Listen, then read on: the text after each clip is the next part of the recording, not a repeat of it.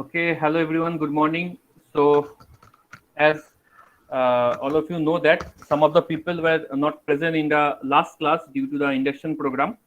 So, that's why I will have to start the discussion of string handling, how we can do a string handling in C++ again, because some of the topic I have already covered in my last lab when the other students were not present in that lab, and I have already shared one lab assignments on manipulation of string in C++ in your Google Classroom as well, which you need to submit uh, by a particular date which I have mentioned there.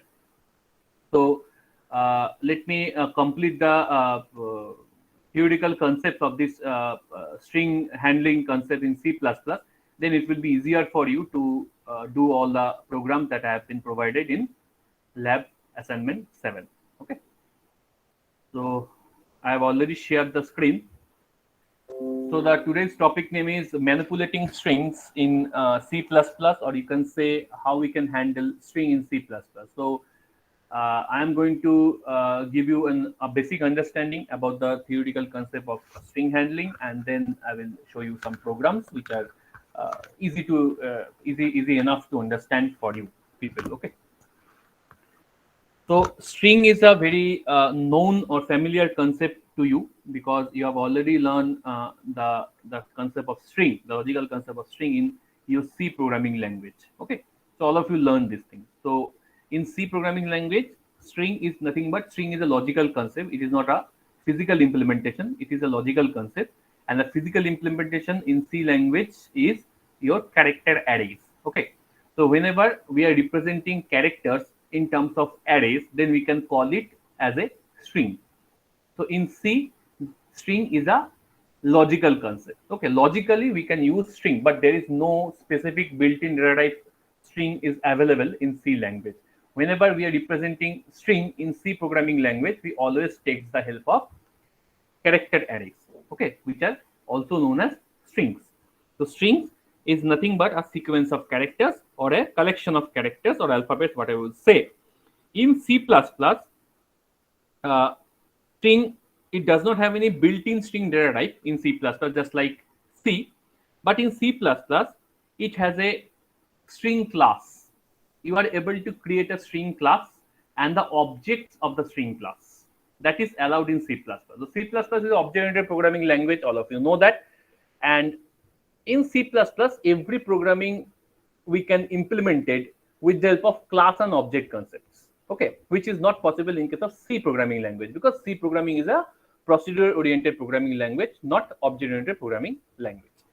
So C++ will give you the privilege to use a built-in string class or a system-defined string class, and you are able to create objects to access all the built-in function of that string class. What I have said, this string object helps you to access all the system-defined or built-in string functions within the string class in C++. Now this string class can be fetched, or the concept of the string class or the string functions can be fetched in C++ with the help of some header files, called cstring or only string. I will show you the header files while we are doing our basic coding examples. Okay. So what is string, which I have already told, is nothing but a collection of characters. Now in C string, if you remember, whenever we are representing a character arrays in C programming language, the ending of the character array is always represented with the help of a special character, which is called \0 character or null character. So null character or \0 character is mainly responsible to represent the end of a string or the termination of a string. That means your string is terminated while it will encounter a \0 character or a null character. I think this concept is, everyone has this concept. Okay. So there are several operations we can apply in C string, if you remember. So on the character array, there is a string.h header file is also present in C string in C language. Within the string.h header file, there are several string handling functions which will be applied on the character arrays. Okay, if you remember, there is a reverse function is there.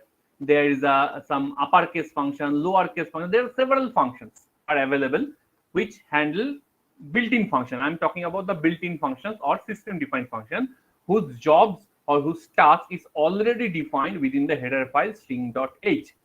Similarly, C++ is also able to handle all the operations which you are able to handle in C programming language. What I'm trying to say, in C++, all the operations, all the functions is again activated which you are using in your C programming language. So C is a subset of C++. So whatever operation you can perform in C programming language, the similar kind of operations you are also able to perform in C++. So all the things that C string will support, the similar kind of thing the C++ string will also support. That is a very basic concept with the help of character arrays. So character array is also supported by C++. But beside that, C++ launches a new concept called string class that is not supported by C programming language, because C is a procedure-oriented programming language or structure-oriented programming language, not object-oriented programming language. But C++ is an object-oriented programming language, so it introduces a new concept called string class. Now, within the string class, within the C string header file of the string class, with the string header file of the string class, C string is mainly used for the character string, and only string is mainly used for the string class functions. Okay, I will show you. Don't getting confused. I will show you. So those string class has also a similar set of special functions that will be applicable on the objects of the string class. Let me repeat again. The string class in C++ has also a set of built-in functions, some different kind of built-in functions, which will be applicable on the string class object of C++. And that will be fetched from a string header file. Whereas in C++, the character array operations will be done on C string header file. I will show you. So ANSYS standard C++ introduced a new class called string. So ANSYS C++ introduced a new class called string, which is not present in ANSYS C language. Okay. So which is an improvised version of C strings in several ways. A modified version or improvised version of the C strings. In many cases, the string object may be treated like any other built-in data type. So you can compare the string class object in C++ along with the string class built-in data type. You can compare it. It is working very similar like that. Okay. So the string is treated as another container class for C++. So string is treated as another container class for C++. Now these first 2 points are related with the C character, C language, C string character language. Okay, that means how we can represent a character array in a C language, that actually the style, the syntax actually represented by the help of these 2 points. The first point will represent that C character array are nothing but a one-dimensional array of character which gets terminated by \0. It may be one dimensional, it may be two-dimensional, but if we will consider for sake of simplicity, then we can consider the C string as a one-dimensional array which gets terminated by a null character, that is \0. And if we represent a character array in a C language, then we can write in such a way. So this character array holds maximum size 6 bytes. Each and every character occupy 1 byte of memory space, because C string has 1 byte of memory space, similar to C++. C++ character also occupied 1 byte of memory space. Okay. So this is an enter string hello. So how many bytes of memory space it will occupy? There are total 5 characters, 1, 2, 3, 4, 5. So total 5 bytes, that means 40 bits. 5 into 8, 40 bits it will occupy. But in C language, the termination, to represent the termination of a string or termination of a character array, it will always use a special character called null character, which will also occupy 1 byte of memory space. So this entire string not only contains only 5 bytes, but also contains 1 extra byte to store the null character. The total 6 byte this string will required to store this hello keyword as a character array in C language. Okay, so you do not place the null character at the end of a string constant. The C++ compiler automatically places the \0 at the end of a string when it initializes the array. But in case of C++, you don't require to introduce or to embed this concept of \0. I repeat again, in C++, you don't explicitly introduce the concept of \0. The C++ compiler automatically places this null character \0 at the end of the string when it initializes the array. So it automatically placed. Okay. Now there are several operations that you can perform within the string class in C++. So our main focus to working with the string class, because the general C string operation all of we already know, and that operation is also applicable in C++ as well. So let's check out some basic operations in C program that is also applicable in C++. Look at these operations. This is the first basic program to show you in how many ways we can create a string objects. In how many ways we can create a string objects. Achha.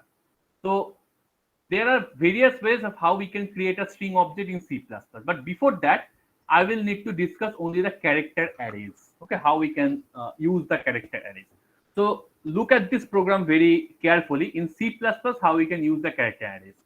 So everything is similar. Okay, in C, along with the C code, this entire code is similar. There is nothing new. Okay, so same code is applicable for C compiler as well, except this cout and cin, because these two are the special objects that we are using in case of C++. In last class, I have already told cout is mainly used in the place of printf function in C. Okay, so instead of printf function, we have to use cout for doing the printing or displaying operation on the output console. And instead of scanf function to take input at runtime through the terminal or through the keyboard, we will use cin function in C++. Not only cin function, but also we have to use this operator. So this operator is called insertion operator. Insertion operator. By the help of this operator, we can insert some value at runtime through the keyboard, and this operator is called extraction operator. Okay, so you may get confused that this operator we have used in C language as a right shift and left shift operator. Yes, you are correct. In C++, we can also use this operator as a right shift or left shift operator. In the operator chapter, if you read the operator chapter in C++, you will learn the operator overloading concept. So this concept is actually the same operator is overloaded by multiple tasks or multiple functions. Okay, overloading means sometimes we are saying now that, sir, I am overloading with multiple works. That means you are the same guy, but you are doing multiple work. That means you are overloaded with multiple works. In a similar way, this is the same operator, but it is overloaded with multiple works. So one work is, you already know, there is a left shift operation for this operator, and another work in C++ is the extraction operator, which actually places along with the cout object. So cout is object here. Remember, cout, cin is object here, which will define within this input output streaming class, IO stream class in C++. Not class, sorry, it is package, or you can say header file, IO stream header file. So this cout and cin both are object. Cout means console output and cin means console input. So obviously you can understand from the name, console output is used for making output to the console. Okay, to show some kind of output to the console, and console input is used for taking input through the keyboard at runtime from the console. Okay, so this cout, cin both are object. These are not functions. These are not keyword. Okay, you don't mess it. Okay, actually cout, cin is also keyword, but these are not functions. So don't tell it as a function. Some of the students have this common mistake the students are doing, that they are telling cout, cin as a function, but cout, cin is not a function. It is a built-in object or system-defined object which has been defined within the IOStream header file. Okay. Now look at the program very carefully. What is doing in this program? What I am doing in this program? I am doing simple a comparison between two strings. If the two strings are similar, then it will print the answer is correct. If the two strings are not similar, then it print nothing. It will simply repeat the loop infinite amount of times and asking for the new input from you. What I have said, I repeat again. If the two strings are similar, then it will print answer is correct. Okay. And if the two strings are not similar, after checking after doing a comparison between two strings, then the loop will be repeated multiple amount of times or infinite amount of times by asking to give you a new value to do the matching or comparison again. So here you check, I have defined two character arrays. Check it very carefully. I have defined two character arrays. The first character array is key character array. The name of the character array is key, which will store a string of mango. Okay, the string whose name is mango, mango. So total 5 characters, so 5 bytes size it will store. Second character array is buffer, which is blank, which can hold maximum 50 bytes of size. I have initialized the size of this buffer character array, but the initialization, the value within this character array is empty or blank. Okay. Now within the do while loop, I just print this statement, what is my favorite fruit? Question mark. That means at the output you will have to provide the name of your favorite fruit. Okay. And that name has been stored into the character array buffer. Okay. Because with the help of cin, I am doing a scanf operation, so reading from the keyboard and stored into the character array buffer. And this is the actual function strcmp, which you are already familiar with, because same function is also present in C language. If you remember, in C string, this strcmp string compare function is also present. Okay, so this function is a part of which header file? This header file, C string.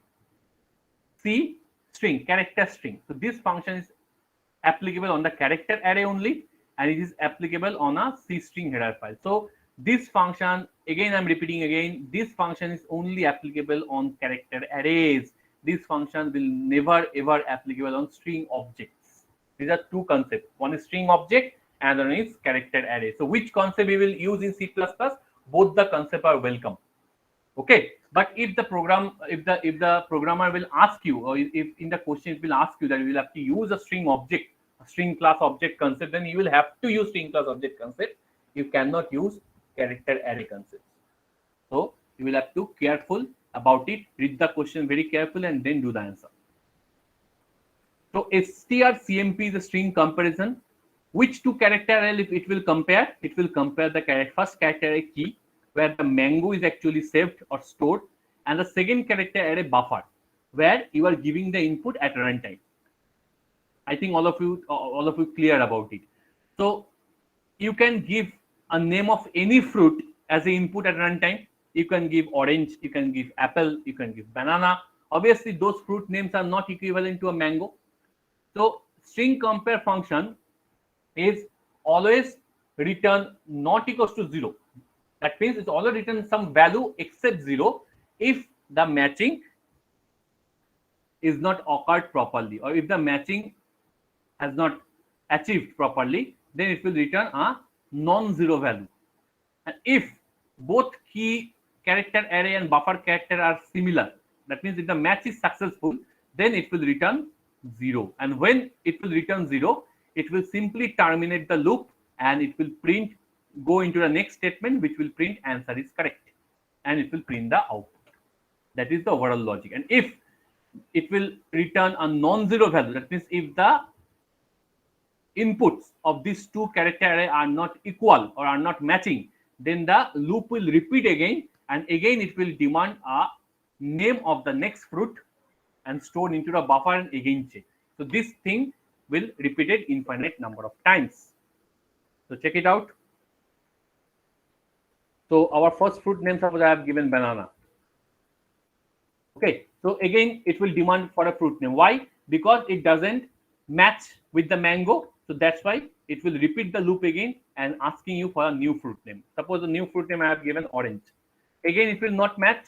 So again, the loop will repeat and asking you the next fruit name. Suppose the next fruit name I have given apple. Apple. So apple is also does not match with mango. So it will again asking you for the new fruit. So right now I am giving the name of the similar fruit which already the key character array is has been stored. So right now the match is occurred successfully and it will print the answer is correct. Is it clear to everyone?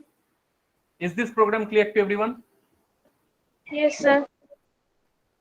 So this is the application of character array in C++ with the help of this C string header file and this inbuilt function. So there are several inbuilt functions available in any book or in any document. You will find a list of inbuilt function of the C string package by the help of which you are able to handle the character arrays. Some other functions like this one, string concatenation. So we can do a string concatenation by using string cat function. This function is also familiar to you. Okay, in C language we have used the same function, string concatenation, and concatenate two values of key and buffer, these two character arrays. And these two character input I have taken from the keyboard as runtime, okay, at terminal. And here I have used a special function getLine method to take the inputs. So this function is new to you. This function is not going to use in C language. This is a specific function, a special function in C++. So getLine function is used to take the inputs into the character array. I repeat again, getLine function is used to take the input inside the character array. Okay, and this is the size of the character array which you are initialize or which you are providing to store the maximum value. Okay, so this is the input of the character array key and this is the input of the character array buffer. And with the help of cin, I have to take input through the keyboard. That's why cin dot getLine method. Cin dot getLine method. Okay, and this getLine method is a part of which package? This package, IOStream package. Because cin is the object of which package? This package, and this function is a part of the object, inbuilt function of the object cin and cout of this IOStream package. Package means header file. You can say IOStream header file.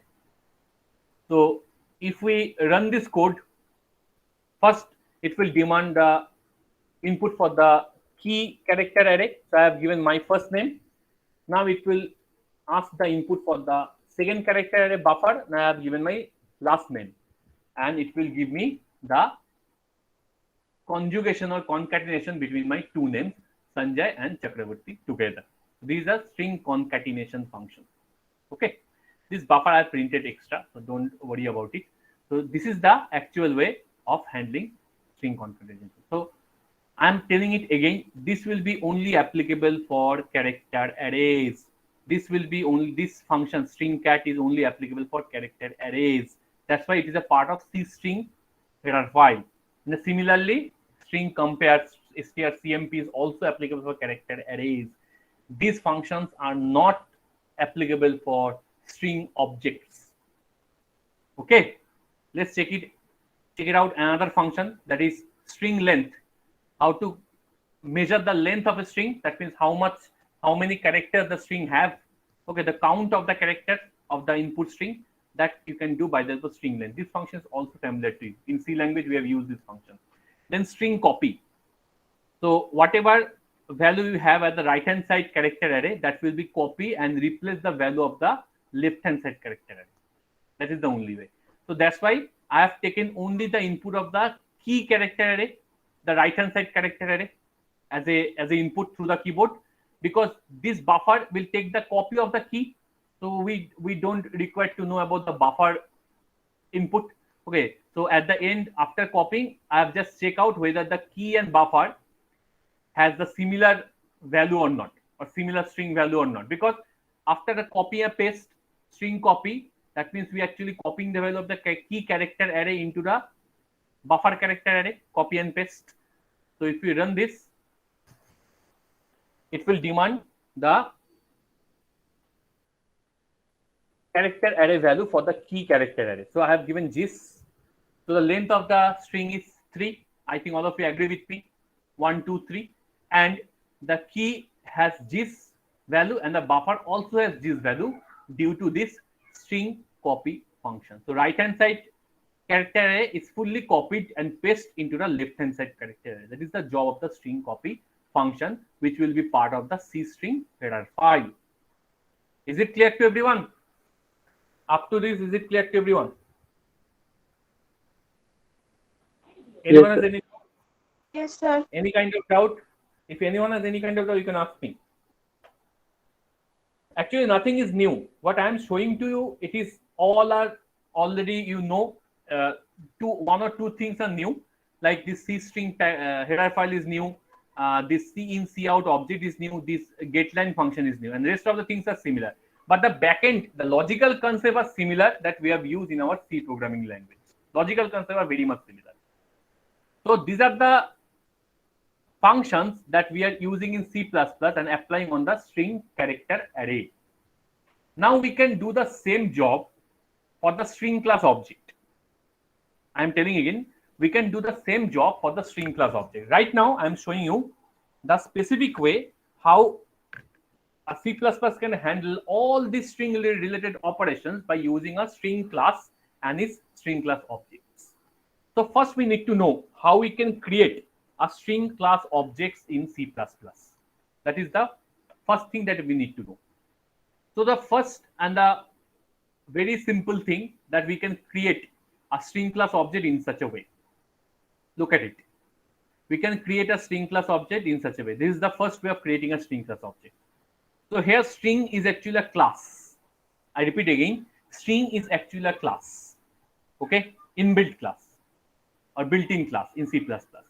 S1 is a defined object of the string class, and we are storing the hello string value within double quote within this object. So here object is acting like a pointer or the reference to the address of the first value of this hello. So S1 is not a variable here. S1 is object here. So don't mess it up. S1 is not a variable here. S1 is object here, and string is not a data type here. String is class here. So some of you can think that it is looking very similar like this. Int a equal to 5. Yes, it is similar like this. But here int is a built-in data type. A is a variable of this data type, and 5 is a value of this variable. But here string is a class, not built-in data type. It's a built-in class. S1 is the object of this class, and hello is a value that will refer to the object of this class. Is it clear to everyone? Is the difference clear to everyone? So this is the first way of how we can create an object S1 and store some string value within this object. Okay, obviously it's a compile time declaration or initialization, whatever you say. It is a compile time declaration initialization. Why? Because I have defined it as a compile time. Right? Now this is another way of declaration. Character array, already you know it. Okay, that I don't need to repeat it again because I have already shown the declaration of character array. So you already know it. Okay, it is similar to C language. Only you did not need to encounter a \0 in case of C++. I repeat again, it need not need to encounter a \0 or null character in C++. The C++ compiler automatically insert a null character at the end of a string or character array. Now this is another way of defining a string. Simply copying a string. That means this ch I have already created C++, and that ch will be passed as an argument of this string function. This is actually a string constructor. This is actually a string type constructor. So copy content of ch to string type object s2. So simply this C++ will be copied into a string type object s2 by passing the ch as an argument of this string type constructor. So this is another way of creating a string class object with values. Okay. Now I have already shown how we can do a string concatenation on character array in C++ by using strcat string cat function. If you remember, by string cat function, we will pass the two character arrays separated by commas, and the output of the string cat function will merge those two character array or add those two character array to show you the concatenation. In case of C++, if we want to perform a string object concatenation, I am repeating again, in C++, if we want to perform a concatenation between two string objects instead of character arrays, if we do a concatenation between two string objects, then we can do only by using the plus operator. We cannot use a string cat function here. strcat cat function is not allowed here, is not allowed or not used here. String cat function is only applicable for the character arrays. String cat function is only applicable for the character arrays, not string class object. But here, this is string class object, right? So these are string class object. This S1 is string class object, and this world is also a compile time string class definition. So it will store into another string class object, that is S3. So S3 will actually occupy the concatenation between these two. So here plus operator is used as a concatenation between these two string class object. Okay. And the second one is how we can take input through a keyboard of a string class object at runtime by using these two statements. As all of you know, string class object S4 I have defined. By the help of cin and insertion operator, we are able to take the value of the string class object S4 from the keyboard at runtime or through the terminal at runtime. Okay. Now there is two things that we can use. Either you can take input through this method cin greater than S4, or you can use getLine to read the input at runtime. What is the difference between them? There is a major difference, a very vital difference exists between them. While we are using cin, an extraction operator, we can take only one word as an input. We can take only one word as an input. That means whenever a blank space is encountered, it will not consider the next word after the blank space. Let's check it out. If we run this code, it will demand the input for the S4, right? Suppose I have given my name Sanjay space Chakravarti. So one blank space I have given in between my first name and last name. But at the output, you will see only it will show Sanjay. It will never encounter Chakravarti. Why? Because this is the disadvantage of cin operation or cin object by which you can take input. It will take only one word as an input. Okay, blank space is not encountered, and that problem or that disadvantage can be overcome by using the getLine method.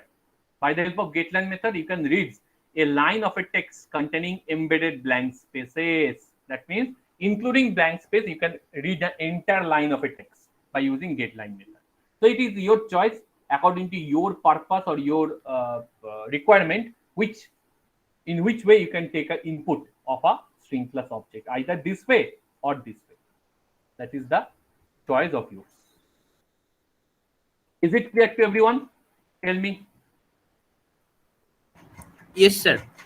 Anyone has any doubt, any confusion?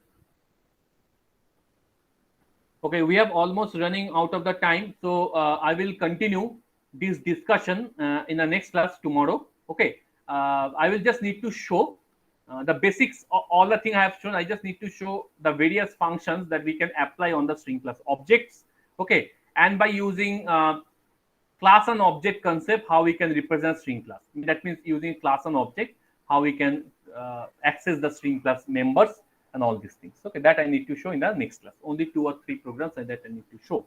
Okay, so everyone please revise these things, whatever I have discussed today. Revise these things because it will help you to understand the upcoming topics that I am going to discuss in the next class. Okay.